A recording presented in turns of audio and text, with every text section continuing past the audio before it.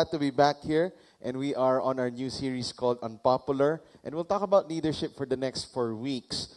And I think it's a good time to talk about leadership kasi next month, alam niyo naman, election na, and we'll be electing new leaders in our land. Will actually affect our nation in a very big way. So it's good for us to be informed on what kind of a leader is the Bible telling us to be, and the kind of leaders that should actually lead us as a nation, because now we are given the power to actually vote and choose the leaders who is going to lead our land. But more than political leaders, I think leadership applies also to family. If you're a parent, if you're a mom or your dad, you are a leader in your household. You go to work and most of you are bosses, or there are people working under you.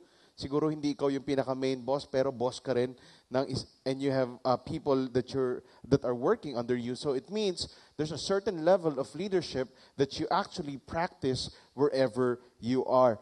And it doesn't matter if ikaw yung medyo yung tipong parang born leader, kung saan ka nilagay, mahilig kang pumapel at ikaw yung nagiging leader. Alright? Maybe you're that kind of a person, or you're a person na talagang tinutulak to leadership, ayaw na ayaw mo, palagi mo sinasabi, dito lang ako sa background, okay na ako. Or some of you are forced to enter into leadership because it was a position that was placed upon you, even though you don't like it. Right? So whatever spectrum you are in, it doesn't really matter, because all of us here are called in some in big ways or in small ways to lead. Leadership is influence. That's what they would say. Leadership books would say that. And just like influence, sabi ng isang sociologist, a person, whether you're an extrovert or an introvert, would influence thousands of people in his or her lifetime. In short, it doesn't matter kung ikaw yung life of the party, madaldal ka, di ba gusto mo lagi mag-lead, or if you're the one who's medyo, sino dito extrovert? Yung mga KSP. Ayan, nagtaasan na kamay agad. Okay. Ayan, happy na sila. Okay. So, di ba ang mga extrovert, feeling natin, ang mga leaders dapat extrovert. Hindi naman kailangan maging extrovert for you to be a leader. In fact, a lot of great leaders are introverts. They're very quiet. They're very strategic. Okay? They plan well. They don't just talk, but they actually do things. So, whether you're introvert, you're extrovert, you're actually called to lead in some ways. And as what I said, leadership is influence. Ang influence kasi parang ano yan no? Lahat tayo may influence dito Parang mukha lang natin yan, no? Lahat tayo may itsura. Okay? Yung iba lang nga, okay, wala na ako sinabi okay. Ibig sabihin ganun din sa leadership. Pwedeng leader ka, pero you're a bad leader. Some of you are leaders, but you're good leaders. Some of you are leaders, but you're passive in your leadership. So whatever area of leadership you are in, the question is, do I lead like Jesus? Do I lead like how the Bible tells me to lead? And at the end of our series, our goal is this, that our people will learn from the life of Jesus that leadership is not something, it's not about aspiring for a position, but it is about aspiring to be someone who is worth following. Okay? Because most leadership are positional. Because you're in a position of leadership, I'll follow you because if I don't follow you, you won't pay me. Right? But what we want to be are leaders who are worth following. I would love to follow a person like that. Hindi sila pilit, kundi sila pa nagvo-volunteer to follow your leadership. And that's the kind of leadership that we want as exemplified by Jesus. Sabi ni Howard Hendricks, the greatest crisis in the world today is a crisis of leadership. And the greatest crisis in leadership is a crisis of character. That's true. Wherever you go, pag makita mo magulo at may problema, it always boils down to leadership. Bakit magulo ang isang organisasyon? Malamang dahil magulo yung leaders. Hindi yung followers. Yung leaders magulo. And if leadership is the main crisis in the world today, the crisis in leadership naman is character. Marami ang galing. Graduate sa ganyan, graduate sa Lasal, graduate sa, ano pa bang ibang school? Wala na ako maisip, Lasal, STI, AMA, ano pa bang mga ibang school dito sa Pilipinas? Meron pa ba? Okay. CEU, okay. Ayos, Lasal Binild, Lasal Dasmariñas. Okay, so, kahit na graduate ka ng Lasal, or graduate ka ng iba pang Lasal branches, it doesn't actually matter. Okay? Baka sobrang galing, Harvard graduate ka. Okay? It doesn't actually matter if you don't have character. People won't want to follow you. You might have all the intelligence, but if you don't have character, I don't want to follow a person like that. And Howard Hendricks says, it's actually the greatest crisis in leadership today. Character. In the next 4 weeks, we will look at the book of Philippians, chapter 2, where we would see a description of what kind of a leader Jesus is. We'll also look at the gospel, Matthew, Mark, Luke, John, and get examples of leadership styles that Jesus had when he was here on earth. Now, our text for today is found in Philippians 2, verse 3 to 11, and we'll focus on this. Okay? It says here, in verse 3, do nothing out of selfish ambition or conceit, but in humility count others more significant than yourselves. Now, this is really hard. Verse 3 pa lang. Okay? Paul was saying, this is the kind of leadership that you want. Doing nothing out of selfish ambition or conceit or vanity or vain, but in humility count others more significant than yourselves. Let each of you look not only to his own interests, but also to the interests of others. Okay? There's a radical difference between how the world sees leadership and how Scripture tells us what leadership is all about. Ang layo. Makita mo, worlds apart. Di ba? Kasi, babasahin mo to, no? At alam naman natin, no? Kahit binasa mo to sa labas o tweet mo to, mariretweet to, no? Kasi mga tao gusto to. Wow, leader who will do nothing out of selfish ambition, will not look at his own interest, but the interest of others. Someone who's really very humble in everything, di ba? In humility. And that's nice, but what is actually practiced is opposite of what we see here. A lot of people would pay lip service to what we just read today, but actually practice the opposite. That's why we say leadership is not a popularity contest.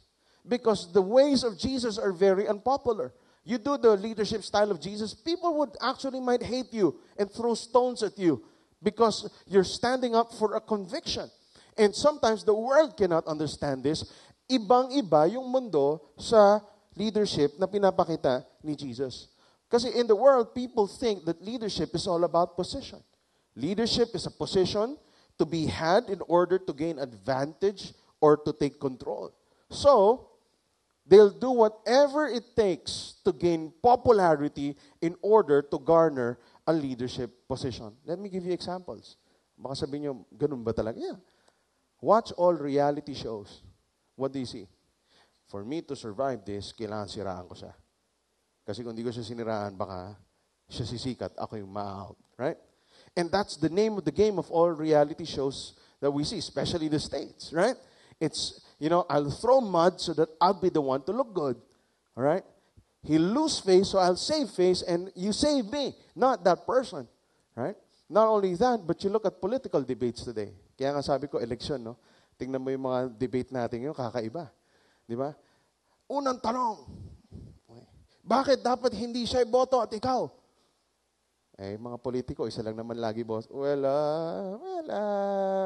Kasi kung yan, nakita nyo naman pamumuno niyan. Pangit talaga mamuno yan. Di tulad ko. Magaling ako. Baon sa utang. Dami kong minanang utang dyan. Ganyan, bla bla bla bla bla bla. Lahat, it's always an attack. It's always, so sir, anong plano nyo? Plano ko, manalo. Anong program nyo? Manalo nga ho. At matalo lang siya. Okay? Makita mo, walang kalaman-laman yung debate natin. Lahat talaga, bangayan lang di ba? Hanggang nagtatawanan na tayo. And in the end, it's just all entertainment. Right? Because you see these things, it's all about gaining popularity, okay, and making sure the other loses. Right? May mga iba pa, pag tinanong, sir, ano ba nagawa nyo? Ano bang plataforma nyo? Ano nagawa nyo? Well, dati sa bayan namin, illegal po mga DVD. Ngayon, wala na pong illegal na DVD sa amin. Paano po nangyari yun? Niligal ko na po.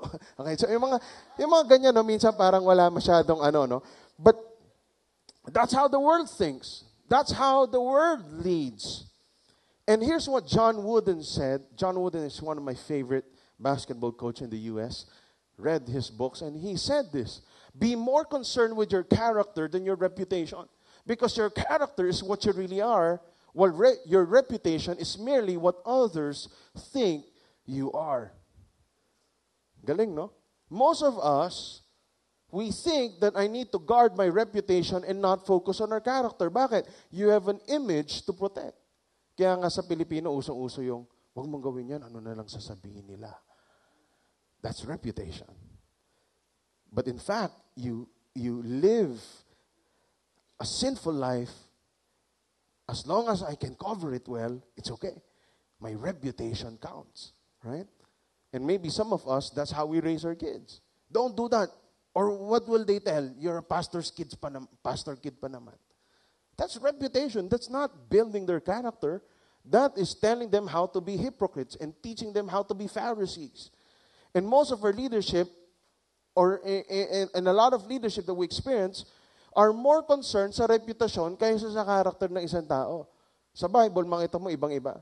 Sabi sa Bible, wag reputation yung focus mo.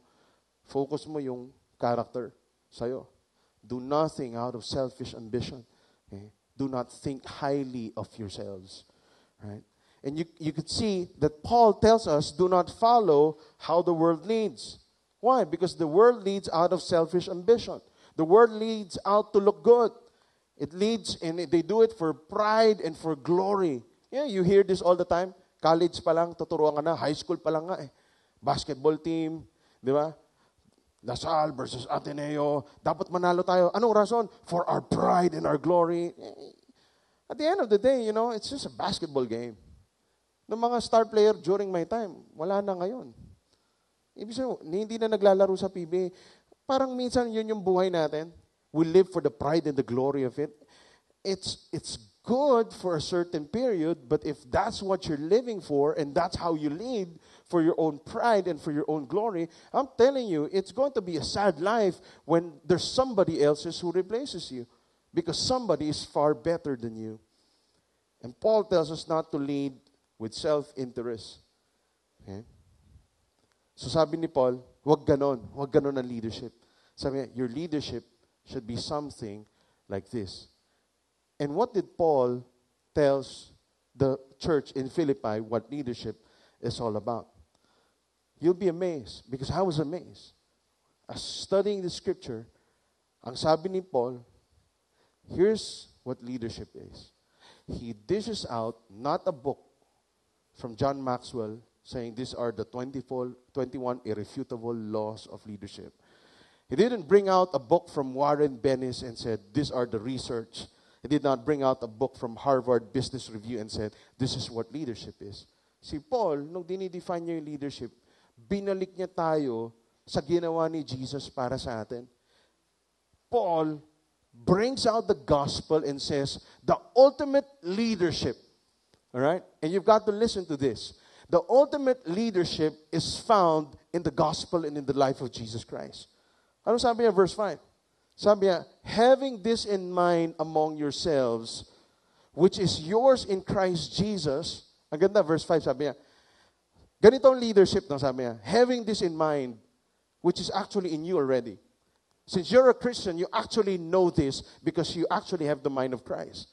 And he says, who though he was in the form of God, did not count equality with God a thing to be grasped, but emptied himself by taking in the form of a servant, being born in the likeness of man. And being found in human form, he humbled himself by becoming obedient to the point of death, even death on a cross. Grabe, no? Sabi ni Paul, this is leadership. Leadership is like Jesus, who did not consider equality with God as something that he needs to hold on to. In fact, he became nothing so that we could become everything, and became obedient to the point of death, even death on the cross. A leader who is consumed by the gospel of Jesus Christ will have the mind of Christ. Kaya nga sa verse 5, sabi niya, actually, alam nyo na to eh. Actually, for the next 4 weeks, yung mga tuturo namin dito, alam nyo na eh. In fact, most of the world's business books copied this from the Bible. Diba? You talk about humility, integrity, character, excellence. That's all in the Bible. And they took it. Why? Because they know it works. And Paul was saying, you know this already. Why? You have the mind of Christ already. What you need to do is actually practice this. And there's a tension, and I believe this is the tension for each and every one of us. The tension is we actually know it, but do we actually practice it? And this is a tension for me as well. Every day, as we are placed in positions of leadership, yung tension is, alam ko yan eh, pero ang hirap gawin. Actually, alam ko paano naman talaga mag-lead. Pero pag nandyan na, parang na-amnesia ako. Nakakalimutan ko kung ano yung inaral namin nung Sunday. Right? Because it is our default to be selfish. It is our default to be me-centered when it comes to leadership. In verse 6 to 8, Christ did not consider equality with God as something selfishly to be held on to. Hindi niya pinahawakan yun. Ako, son of God ako, ha? Makinig kayo sa akin, kundi. Hindi niya ginawa yun eh. Di ba? Minsan, linya natin yan, di ba? Uy, ako yung child of the owner, ha? Ako yung CEO dito, ha? Ako bossing nyo, ha? Makinig kayo sa akin, ha? And we are more tyrants than bosses, okay? And we lead in this way. Jesus did not think of himself. He thought of others. His outlook was that of an unselfish concern for others. That's why the Bible says this is the mind of Christ. It is an attitude that says, I cannot keep my privileges for myself. I must use them for others. And to do this, I will gladly lay them aside and pay whatever price is necessary. Jesus was saying leadership is knowing your privileges and not using it to control or manipulate people, but actually use it to serve other people. There was a reporter who was interviewing a very successful job counselor who had placed hundreds of workers in their vocations quite successfully. When asked the secret of his success, listen to this. The man replied, if you want to find out what a worker is really like, don't give him responsibilities. Give him privileges. Most people can handle responsibilities if you pay them enough. But it takes a real leader to handle privileges. A leader will use his privileges to help others and build the organization, and a lesser man uses privileges to promote himself. Jesus used his heavenly privileges for the sake of others, for our sake. Sabi ng tao, ganito lang yan eh, gusto mo malaman kung okay na leader yan o hindi. Bigyan mo ng maraming privileges. Tingnan mo paano niya handle yung privilege niya. Yayabang ba yan? Feeling ba niyan? Entitled yan? Di ba? Doon mo naman malaman eh. Kung ano yung karakter ng isang tao, bigyan mo ng privilege. Tingnan mo kung abusuin niya o hindi. Right? Tingnan mo kung anong gagawin niya doon. Sa atin, usong-uso, no? Eh, minsan nakakalungkot. One time, pumunta kami ng Korean Embassy. So, ang daming requirement. Tapos may personal appearance, ganyan-ganyan. So, nandun kami sa embassy, sabi ko, bakit may personal appearance, no? Sa iba, wala. Sabi ko, sir, dati wala eh. O, ano nangyari? Sir, inabuso eh. Dapat wala ako dito kung wala nag-abuso. Why? We're given privileges, and what do? We abuse the privileges. Am I right? Yeah? Yung iba, meron tayong mga card, ni general, ni chief superintendent, di ba? So ngayon, kailan natin ginagamit yung card para hindi mahuli, di ba? Late na ako. Red, okay lang yan. May card naman ako eh. Di ba? Tapos pag tinabi ka, ay sir, kaibigan ko po si Di ba? And we abuse the privileges. Alright? Parang nakaka-connect ba kayo? Okay? Okay ba? Bigyan ko kayo ng connect ha. Burger King. Burger King. Di ba dati libre yon? Yung drink all you can? Anong ginawa natin? May Coleman kandala. Isa pa. Privilege eh. Drink all you can. Di ba anong ginawa mo? Inabuso mo, no? Yung cup mo, 1-year-old na eh. Di ba? Pupunta ka doon, no? Bukas ka, may sandwich ka, tapos lalabas mo yung Burger King cup mo na binili mo 1 year ago, no? Libre pa rin soft drinks mo. Di ba? So anong ginawa ng Burger King? Di ba? Tinanggal. Nilagay somewhere behind the counter. Di ba? Bakit? Inabuso eh. Sayang, no? Papark ako one time dito sa, ano ba yung may racks dyan? Sa podium, yung tapat. El Pueblo. Libre parking doon. Pagpasok ko, sir, may bago pong policy, 30 minutes free na lang. Ha? Sabi ko, free dito dati. Alam ko, sir, pero lahat po nung nag-o-office, dito na po nagpa-park. Dahil may mga abuso sa privileges, lahat apektado. Di ba? Sayang, no? Kundi, sana hanggang ngayon may drink all you can na nasa labas lang. Di ba? Pero dahil inabuso, nawawala. A leader knows how to use his privileges. Abraham Lincoln said this. Okay? He said, nearly all men can stand adversity, but if you want to test a man's character, you give him power. Give him privileges. Tingnan mo kung anong gagawin niya doon. Kamusta tayo dyan? When you're given power and privileges, what do you do with it? You know, Jesus was given all power and all authority. And his power was tested. Sa Matthew, tingnan nyo. Matthew 4, verse 3. Sabi ni Satan sa kanya, the tempter came to him and said, if you are the Son of God, tell these stones to become bread. Challenge, di ba anak ka ng Diyos? Di ba all-powerful ka? Sige nga, gawin mo nga tinapay ito. Verse 6, if you are the Son of God, he said, throw yourself down, for it is written, he will command his angels concerning you, and they will lift you up in their hands so that you will not strike your foot against a stone. Di ba, Son of God ka? Sige nga, talon ka nga, tingnan ko nga kung lalabas yung angels. Sige nga, go. You're the Son of God. In verse 8, again, the devil took him to a very high mountain and showed him all the kingdoms of the world and their splendor. All this I will give you, he said, if you bow down and worship me.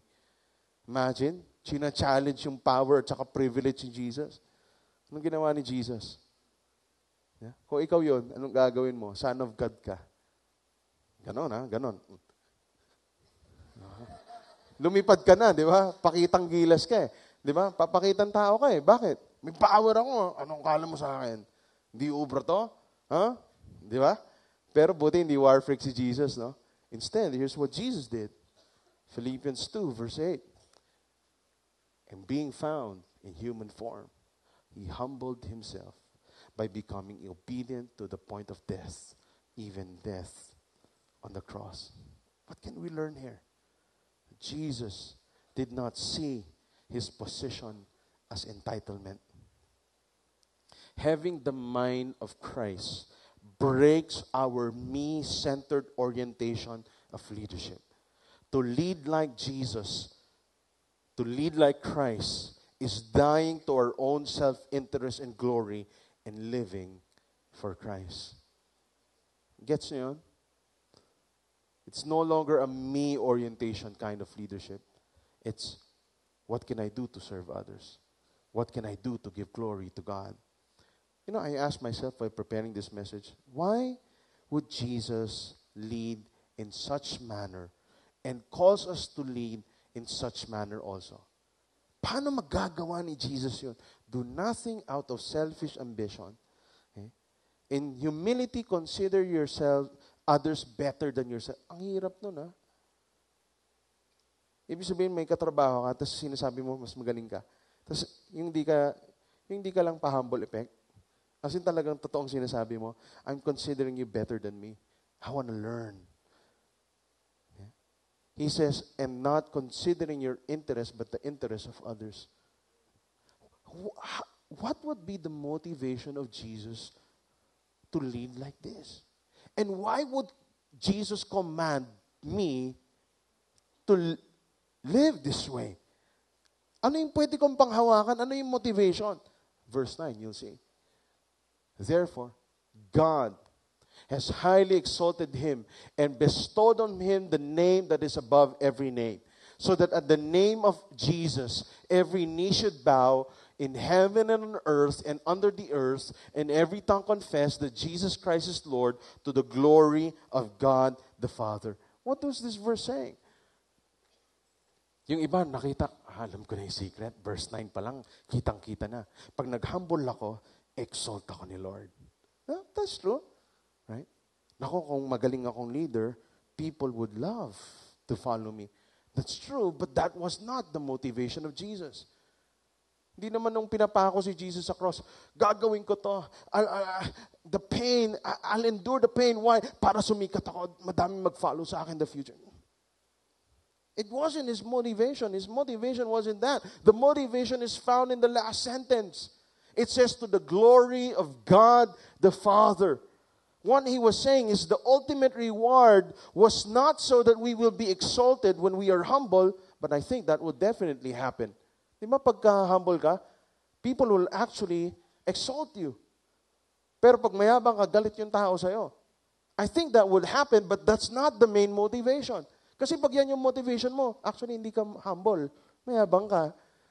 Di ba?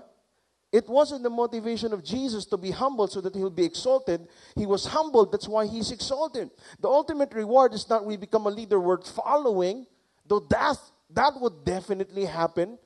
Because you're leading like Christ, people would actually love to follow you. The ultimate reward is not that people would love to follow us because of our Christ-like leadership style, that they would definitely love to follow someone like that. The ultimate reward is to the glory of God the Father.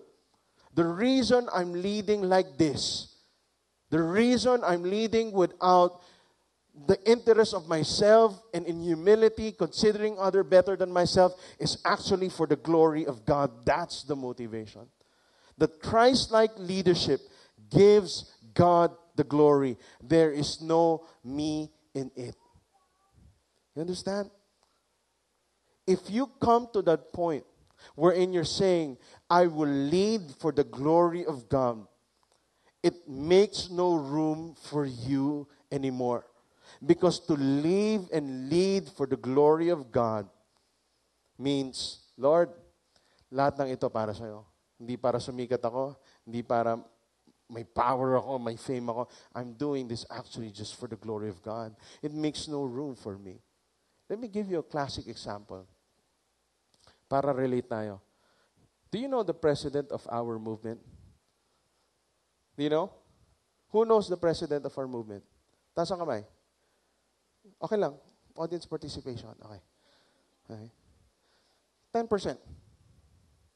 Classic example of leadership. You don't need to know Pastor Steve Merle, who's the president of every nation. Tindi, no? President of every nation. Right?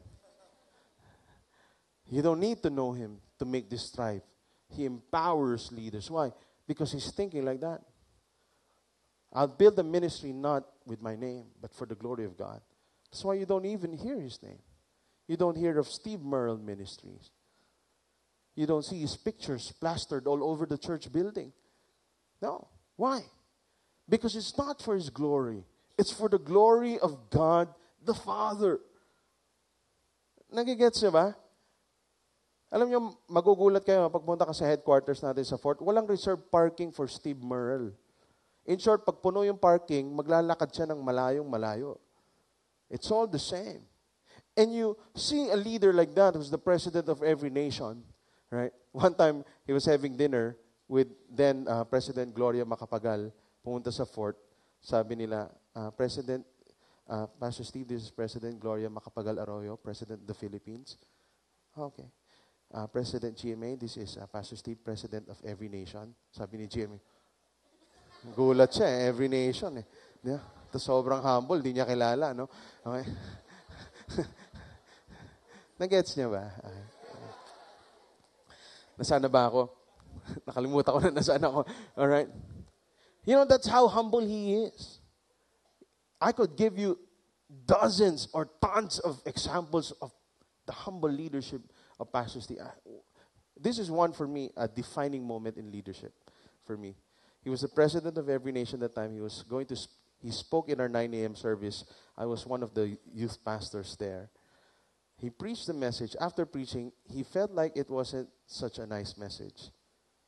He goes at the back, calls me, and calls another youth pastor, and tells us, Dennis, LA, come here. Help me in my message. What do I need to improve? Kami naman parang, sir, Ganito suggestion ko na. Pumapel di ba? Pero ang hirap, di ba? Magsasuggest ba ako sa presidente namin kung paano lumipad yung message niya? Di ba? Pag makita mo, sobrang humble. Kaya nga pag makita mo ganung example, pagdating mo dito parang, sino akong aangas-angas? Yung presidente namin, sobrang humble. And I'm not saying my leadership is because of Pastor Steve, but what I'm saying is he reflects the glory of God. And you could see it in his life and how he builds the ministry. It wasn't centered around him. You don't even know him. Right? So, that's how we want to build the church. That's how we want to build Victory Green Hills. Last week, wala ako dito. Okay lang. Buhay ang simbahan. Kahit isang buwan, wala ako dito. Parang nagpapaalam no? Okay. Yeah. Minsan nga may nagtatanong, sino po mag-preach ng gano'n, ng ganitong oras? It doesn't matter who will preach. Because we're not building that way. This is not my ministry. In fact, next week, if they call me to Afghanistan, wag sana. Okay. Okay. No, seriously. If they're saying next week, you'll be moved out of here and go to another place, it's okay. This is not my baby. I don't work for the glory of me. I work for the glory of Christ. That's how you must build organizations. That's how you must build your business. Don't hold on to it as if it's your God. It's not. You do business for the glory of God. Kamusta kayo? Pagdating sa negosyo nyo, sa trabaho nyo, do people see the glory of God? Are you doing it for the glory of God or for the glory of yourself? I'm preaching to myself. It's hard. Di ba? Yung iba, let's put it down a little more. Di ba? Minsan hilig mo tingnan yung mga Facebook likes mo, ilan na ba? Twitter followers mo. Guilty ako dito. Titingnan ko, ilan na ba nagla-love sa akin sa social media? Di ba? Parang, it's so vain. Actually, di ba? You look at it every hour. May nag-follow na hindi ko kilala. Yeah. And it pops you up. And you think you're loved by people. Right? Pero may isang mali ka lang i-tweet, sabihin ko sa'yo, ilang magmumura sa inyo. Why? Because that's not it. Don't live for the glory of yourself. Live for the glory of God. You understand? It's no longer me or what's my part there, but I do it for the glory of God. When we lead for God's glory, we make no room for our own glory. Parents, you go back to your kids and you say, I want to be a parent who will parent for the glory of God. And you try to really make very good kids. 3 years old, they could read Shakespeare already. 4 years old, they play the piano. 5 years old, they're in college. Diba? Okay. You're a hardcore advocate of cloth diaper because disposable diapers are of the devil. Diba? And or we're homeschooled and you think being a homeschooled mom is better than, people who are sending their kids to the regular school because we're so, connected with our kids, and you brag about it, and you live for that glory, that people would say, oh, galing mo naman, homeschool dad ka or homeschool mom ka. Please, don't do that. You're living for your own glory. You brag about it. You don't. What you're saying is, when I live for the glory of God. It doesn't matter what people think. And it actually doesn't matter what I think. What matters is what God thinks, because I live for God's glory. Let me end with this. It's a poem that I saw from a book. It says, the world needs leaders who cannot be bought, whose word is their promise, who put character above wealth, who possess opinions and a will, who are larger than their vocations, who do not hesitate to take chances, who will not lose their individuality in a crowd, who will be honest in small things as well as in great things, who will make no compromise with wrong, whose ambitions are not confined to their own selfish desires, who will not say they do it because everybody else does it, who are true to their friends, though through good report and evil report, in adversity as well as in prosperity, who do not believe that shrewdness, cunning, and hard-headedness are the best qualities for winning success, who are not ashamed or afraid to stand for the truth when it is unpopular, who can say no with emphasis, although the rest of the world says yes. This is the kind of leader that God calls us to be.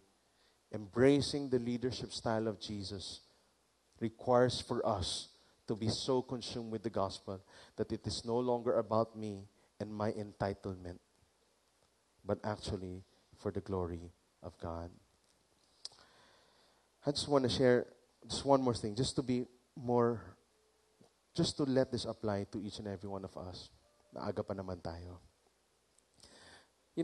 Entitlement kasi is a killer of leadership. If you want to kill a culture that you're building, have entitled leaders. What do I mean? Example, bawal, alam nyo naman dito sa church, bawal yung cup na walang, what do you call that? Lid, okay? Kasi baka matapon, right?